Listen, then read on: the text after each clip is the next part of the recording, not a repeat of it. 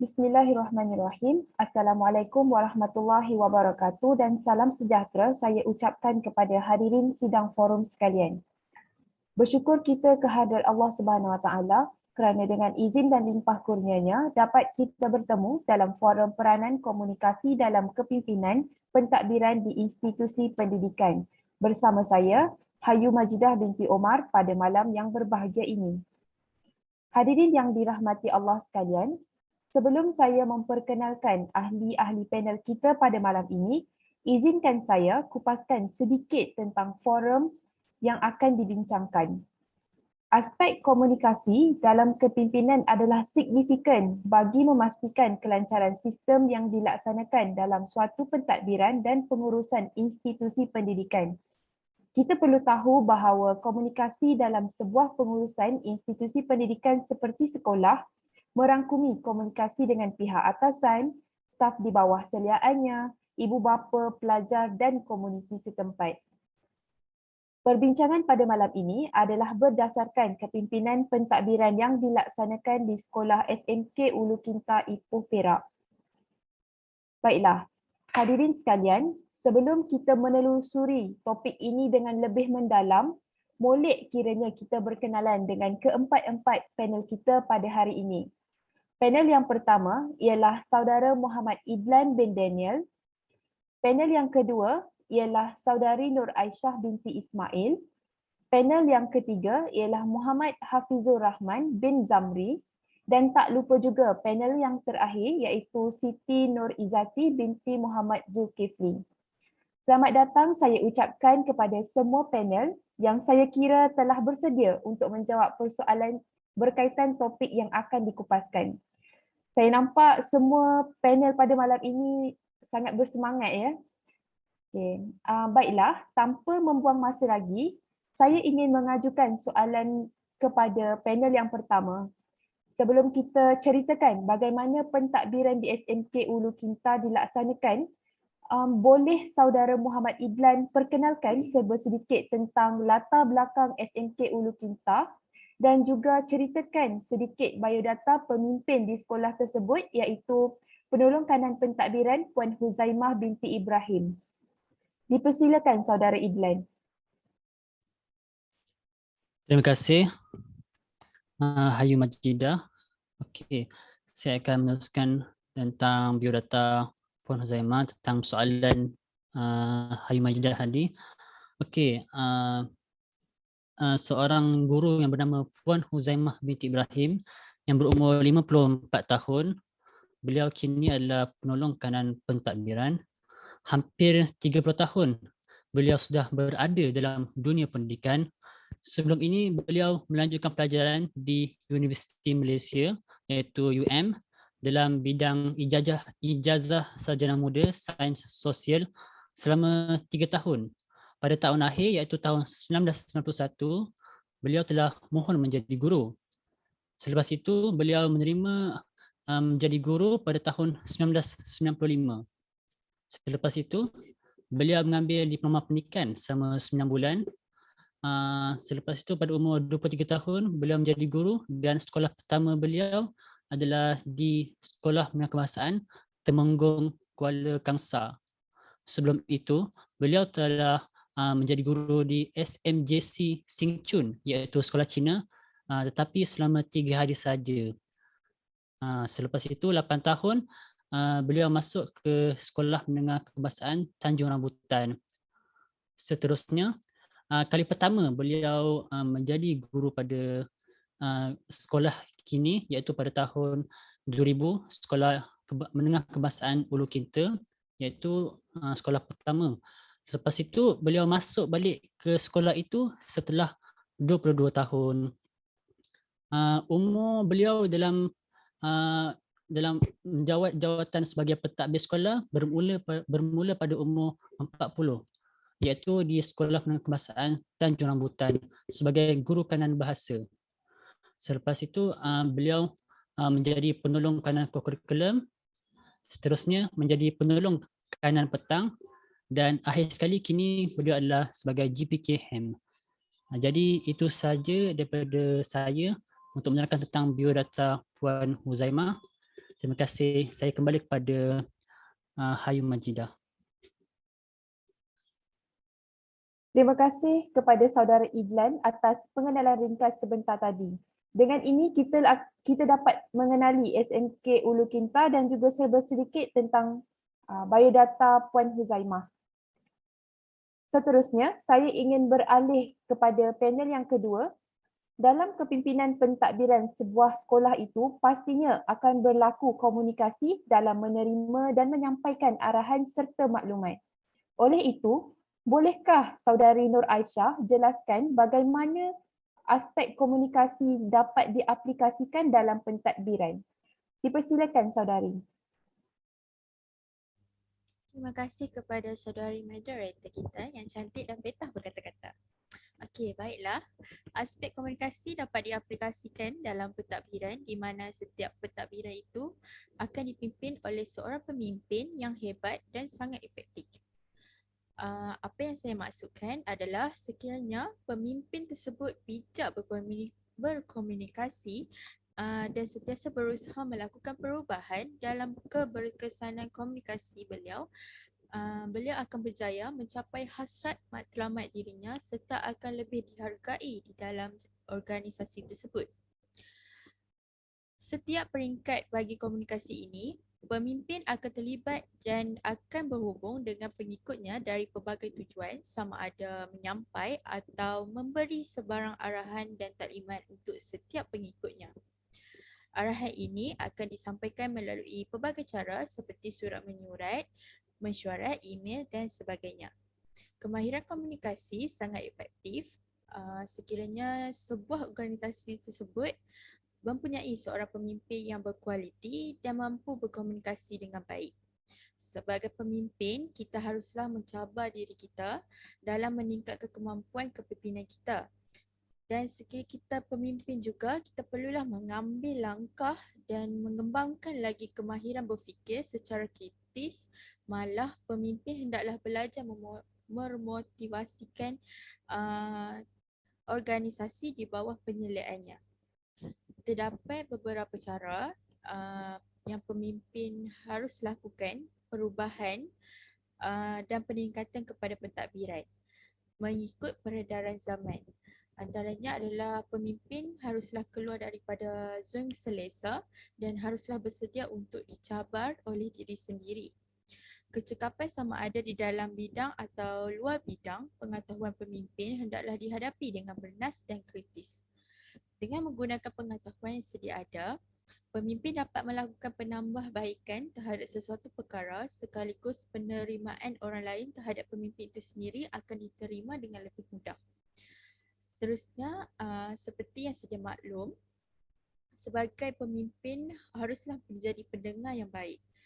Sekiranya pemimpin tersebut tidak menjadi pendengar yang baik, organisasi di bawahnya tidak akan mendapat maklum balas daripada orang lain sekaligus menjadikan perkara tersebut sebagai konflik dan perbalahan. Sekiranya pekerja di bawah pemimpin tersebut mempunyai masalah pemimpin perlu melakukan perbincangan secara peribadi bagi menyuarakan sebarang masalah tersebut. Pastikan pemimpin itu mendengar dengan fokus dan untuk mengesan masalah yang berlaku dan memastikan pemimpin dapat menyelesaikan masalah tersebut. Jadi apa yang saya dapat simpulkan di sini adalah komunikasi dalam konteks pentadbiran adalah satu elemen yang penting dalam menjayakan misi dan matlamat. Bagi pentadbiran yang dilibatkan, pemimpin hendaklah memainkan peranan dalam komunikasi tersebut supaya menjadi pelengkap bagi sebuah organisasi ke arah mencapai matlamat yang dikehendaki. Itu sahaja daripada saya kembali kepada moderator. Terima kasih. Terima kasih atas pendapat panel kita yang kedua mengenai komunikasi dalam pentadbiran sekolah. Dengan ini, jelaslah bahawa komunikasi memainkan peranan penting dalam memastikan kelancaran sebuah pentadbiran itu. Seperti yang saya katakan di awal majlis tadi, komunikasi ini melibatkan interaksi dengan pihak atasan, staf di bawah seliaannya, ibu bapa, pelajar dan juga komuniti setempat. Okay. Bolehkah panel kita yang ketiga iaitu saudara Hafizur kupaskan bagaimana komunikasi berkesan wujud antara pemimpin dengan pihak atasan, organisasi dan ibu bapa. Dipersilakan saudara Hafizur. Okey, bismillahirrahmanirrahim. Terima kasih kepada saudari Hayu Majidah sebagai moderator pada hari ini. Okey, saya mendapat 3 persoalan yang sangat baik, iaitu cara komunikasi dengan pihak atasan. Yang kedua, cara komunikasi dengan organisasi yang berkesan, manakala yang terakhir itu cara komunikasi dengan ibu bapa. Kita pergi kepada topik yang pertama, iaitu cara komunikasi dengan pihak atasan. Cara struktur komunikasi dengan pihak atasan ini melalui sekolah, pengetua perlu melalui Jabatan Pendidikan Daerah, seterusnya baru kepada Kementerian Pendidikan Malaysia. Oleh itu, di setiap sekolah kita mempunyai senior leader team, iaitu bahagian pengurusan untuk membantu pengetua dalam segi komunikasi dengan pihak atasan. Komunikasi dengan pihak atasan ini sangat penting bagi mewujudkan hubungan yang baik antara pihak sekolah dengan pihak atasan. Manakala kita pergi kepada poin yang kedua, cara komunikasi dengan organisasi. Menurut Puan Huzaimah, sebagai penolong kanal pentadbiran sekolah menengah kebangsaan Ulu Kinta, kita mempunyai pelbagai organisasi yang baik dengan pihak sekolah. Salah satu antaranya adalah pihak zakat, mana kedua RISDA, yang ketiga Pusat Hikmat Ahli Parlimen, yang keempat UDA dan yang lain NGO yang selainnya. Seperti antara aktiviti yang kita lakukan dengan organisasi ialah aktiviti kemasyarakatan, dan yang kedua program kebajikan bagi membantu student B40. Ya, cara komunikasi. Okey, kita terus kepada topik yang ketiga, iaitu cara komunikasi dengan pihak ibu bapa. Cara komunikasi pihak ibu bapa ini, sekolah SMK Ulu Kinta telah menyediakan channel PIBG, iaitu channel Telegram, channel WhatsApp dan laman web SMK Ulu Kinta. Contoh, jika ada berlaku permasalahan anak-anak di sekolah, pihak ibu bapa boleh berkomunikasi melalui pihak WhatsApp ataupun laman web Telegram. Yang selain itu, jika ibu bapa itu tidak berkemahiran dalam menggunakan aplikasi laman web Telegram, ibu bapa juga boleh datang terus ke sekolah dan terus ke pejabat PKM bagi mengetahui masalah student-student di sekolah. Itu sahaja yang saya dapat kongsikan bagi cara komunikasi dengan pihak atasan, pihak organisasi dan ibu bapa. Saya serahkan balik kepada moderator kita, saudari Hayu Majidah. Terima kasih kepada panel ketiga kita. Sekarang sudah jelas bahawa inisiatif dalam mewujudkan komunikasi yang baik semestinya bermula daripada pemimpin sekolah itu sendiri. Selain komunikasi bersama ketiga-tiga pihak yang dibincangkan oleh saudara Hafizul sebentar tadi, kita juga perlu mengambil kira komunikasi dengan komuniti setempat yang juga memainkan peranan dalam mencapai matlamat sekolah. Bolehkah saudari Izati sebagai panel yang keempat jelaskan tentang komunikasi dengan pihak tersebut? Silakan saudari. Terima kasih kepada saudari Hayu Majidah sebagai moderator kita malam ni. Seperti yang kita tahu, mengekalkan hubungan baik dalam kawasan sekolah adalah penting. Begitu juga di luar sekolah. Dengan adanya hubungan baik itu dapat beri faedah kepada sekolah itu sendiri. Dan juga dalam masa sama, matlamat sekolah tersebut dapat dicapai dengan jayanya. Jadi setiap sekolah perlu wujudkan hubungan baik di sekitar luar sekolah, termasuklah komuniti setempat. So cara nak adakan hubungan baik tu adalah salah satunya dengan berkomunikasi secara berkesan lah dengan mereka. So apa yang dimaksudkan dengan komuniti setempat tu, komuniti setempat tergolong kepada ibu bapa pelajar, jiran-jiran, ketua kampung, tok imam kawasan tu dan sebagainya yang tinggal di kawasan tu lah. Jadi antara cara-cara untuk berkomunikasi secara berkesan dengan mereka ni adalah pertama sekali kita kena tahu dulu bagaimana budaya komuniti tempat tu. Barulah senang untuk kita jalinkan hubungan baik dengan mereka. Okay, caranya adalah dengan menganjur program-program terbuka di sekolah di mana ibu bapa pelajar, ahli keluarga, jiran-jiran di kawasan tersebut boleh turut serta dalam program tu seperti program Hari Sukan, program gotong royong sekitar tempat tu, program memberi bantuan kepada yang memerlukan dan sebagainya lah. Dan antara kebaikan menjalinkan hubungan baik dengan komuniti setempat tu, ia memudahkan pihak sekolah untuk dapatkan maklumat tentang pelajar-pelajar. Tak kisah dari segi latar belakang pelajar tu ataupun dari segi keselamatan pelajar apabila di luar sekolah. Jadi dapat dengan itu kita dapat tahu latar belakang pelajar, kita dapat tolong pelajar, contohnya pelajar yang ada masalah dalam kewangan, kita dapat bantu mereka dengan beri bantuan sekolah lah seperti zakat apa tu semua. Okay, selain itu juga ia dapat bantu kita dengan dapat kenal pasti tahap keselamatan pelajar apabila di luar sekolah.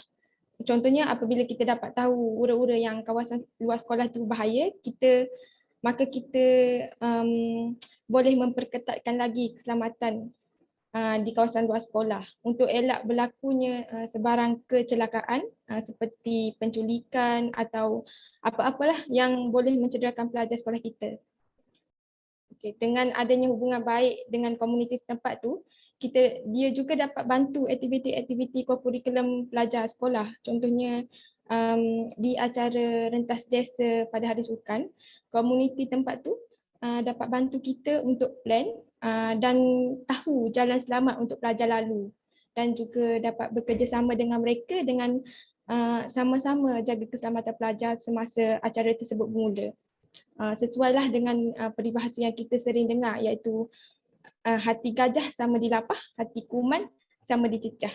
Di mana sama-sama kita harung susah senang situasi yang juga dapat memberi faedah kepada sekolah kita dan juga anak-anak mereka itu sendiri. Okay, mungkin itu sajalah yang saya dapat ulaskan daripada soalan yang diajukan tadi ya, Saudari Hayu Majidah. Terima kasih Saudari Izzati atas penjelasan tersebut. Dalam mewujudkan komunikasi yang berkesan, pastinya pemimpin akan menghadapi beberapa masalah dan cabaran. Jadi boleh Saudari Izzati ceritakan sedikit apakah cabaran yang dihadapi oleh pihak kepimpinan SMK Ulu Kinta dalam komunikasi ini? Dipersilakan. Okey, boleh dikatakan bukan senang untuk mencapai satu matlamat tu ya, Saudara Hayu Majidah. Okey, pasti akan ada cabaran yang akan kita perlu redah sebelum berjaya. Begitu juga dengan pihak kepimpinan SMK Ulu Kintai untuk capai matlamat sekolah mereka. Jadi antara masalah dari segi komunikasi yang telah dikongsikan oleh Puan Huzaimah iaitu penolong kanan pentadbiran SMK Ulu Kintai ialah salah satunya ialah masalah miscommunication di mana timbulnya salah faham di antara guru dan murid. Contohnya seperti yang Puan Huzaimah ada kongsikan, ada pelajar yang menggunakan kata ganti nama kasar seperti guna aku kau apabila bercakap dengan gurunya kerana pelajar tersebut kurang fasih berbahasa Melayu dan terus tukar kata ganti nama dalam English tu I, you kepada bahasa Melayu, kau dan aku. Okay, di sini mula timbulnya silap tafsiran dan tidak puas hati oleh guru dan guru mula menganggaplah pelajar tersebut kurang ajar terhadapnya. Jadi maka cara untuk selesaikan salah faham yang terjadi ni, guru tersebut perlu menegur dengan cara yang baik kepada pelajar tu dan ajar kata ganti nama yang sesuai untuk pelajar gunakan semasa bercakap dengan guru-guru lain. Okay, dan seterusnya antara masalah lain dari segi komunikasi yang timbul di sekolah ialah misunderstanding di antara guru-guru atau salah faham antara guru-guru. Jadi cara untuk selesaikan masalah ini dari terus membesar adalah dengan first kali kita kena kenal pasti puncanya berlaku masalah tersebut dan kemudiannya berbincang secara slow talk dengan guru tersebut. Biasanya masalah ini berlaku kerana guru-guru tidak rapat di antara mereka dan tidak menjalinkan hubungan yang baiklah sama mereka.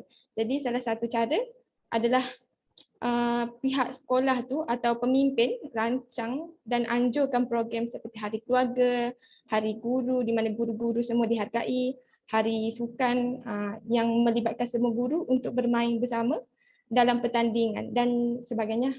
Dari sini guru dapat kenal sesama mereka dan juga dapat saling bekerjasama lah untuk capai matlamat sekolah.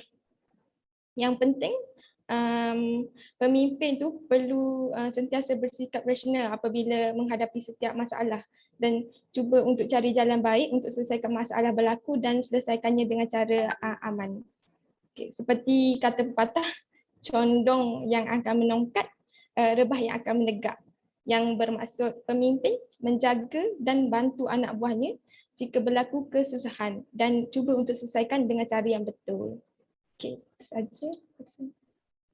Terima kasih saya ucapkan kepada saudari Izaki untuk penjelasan yang terakhir tadi. Dengan ini akhir sekali saya juga ingin mengucapkan ribuan terima kasih kepada semua panel kerana sudi hadir dan menyuarakan pendapat berkaitan dengan topik kita pada malam ini. Moga apa yang dibincangkan dapat memberi sedikit sebanyak manfaat kepada semua. Lantaran keterbatasan waktu, saya mohon mengakhiri bicara ini. Selanjutnya mohon mengundur diri. Sekian sahaja daripada saya. Wabillahi taufik wal hidayah. Wassalamualaikum warahmatullahi wabarakatuh.